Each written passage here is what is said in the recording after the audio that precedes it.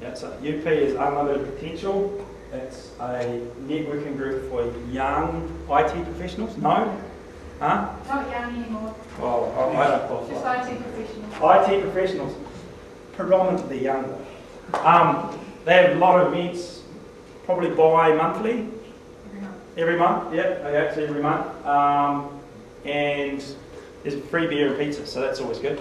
But you meet a massive cross-section of people in the industry, right? It's really, really good. NZCS is more formal, okay? So I can say it. There are a lot of fuddy-duddies in there that have been in IBM or all these organisations for a long, long time. So if you want to get into more of these senior, sort of more established businesses, it's a very, very good way to get hooked in. Right? So banks and stuff tend to be up there. So people and networks, talking about social networks, 6 degrees of separation, absolutely. In Wellington, it's all about who you know. So as you build up, you start knowing people, that starts turning into networks. So I know people from Ruby on Rails, I know people from sort of the startup community, I know people from Summer of Code, I know people from the company that I worked at last time. So all these start to help, in terms of you building up your career, understanding what's going on. If you think about if you really want to work at a startup, you think it's going to be public knowledge? Are they going to advertise in the paper? It's probably going to be super secret. These guys worked in an apartment on Willis Street for 6 months. About 9 months. 9 months, all in super secret. I mean, it was like the worst secret ever because we all knew that they were there and they were up to something. Didn't know what they were up to, but they're up to something. Alright, so it's known in the city when stuff is going on. You need to tap into those networks to find out. So the future is bright. A couple of quotes to end. One that I picked up from Mickey Sixeye actually, from this Digital Careers Expo, which I thought was great. The best way to predict your future is to create it. Abraham Lincoln. It's a really great one. The second one is from Mark Cobain, he's a dot-com millionaire who's a bit of a, I don't know how to say this politely, he's a bit of a wanker actually. He goes out there, he owns a basketball team and he has a blog and he likes trashing people and all this sort of stuff, but he's got a really good quote here. In sports, the only thing a player or coach can truly control is effort. Same applies to business.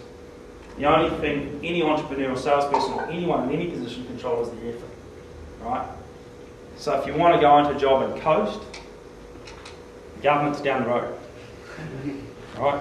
They would love to have you. They like people who coast. Right? Seriously, they do. That's what it's like. They like mass employment, so more people doing stuff, more hands, it's all good.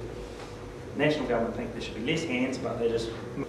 But, if you want to go into any business and make a difference, put in some effort, kick ass, and people will go, hey, I want you on my team when we do this next, because I want somebody who's going to kick ass.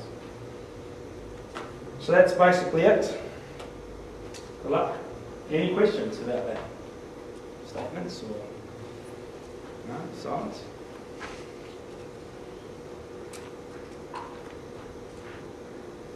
You've blown them away. Bored them to death. I don't know. Everyone knows where to find John? No questions? Not a 1? 0? Is it? Nada? Who's done the Strength Finder already? Any good? Yeah. Pretty good. Pretty accurate. Everybody else? That's what you're doing tonight.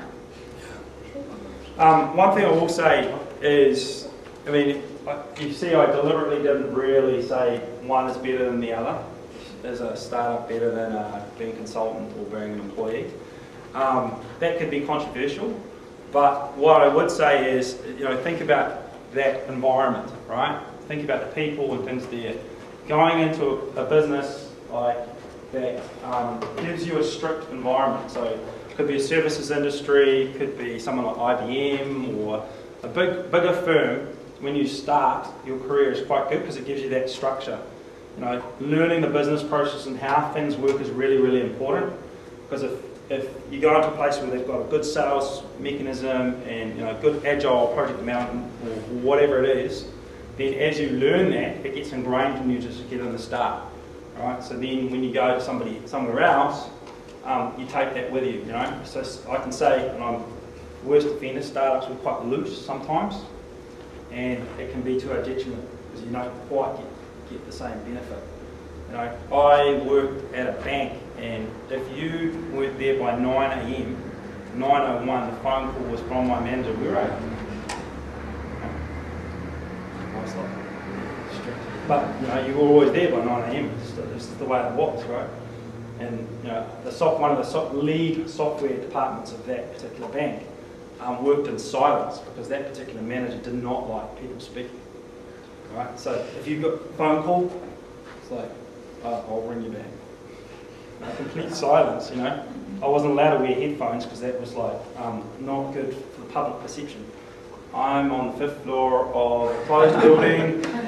It's secure. No one from the public's ever going to see me. What's that got to do? I've got to do data entry to fix this problem. You know, it's going to take me days. Like, please, can I please do it, or I'll go mad. You know? They have rules, right? These rules are good. I mean, look at your career options. There is some diversity there. There is different approaches you can take, and that's where I think it comes down to the people. Go and find good people that have good reputation in the industry and go and work with them, because that's where you'll make a difference, right? Because you can sort of, you know, as they say, you can't get anywhere without standing on the shoulder of giants, right? And that's the whole thing. You can learn off them to then do great things. So thank you.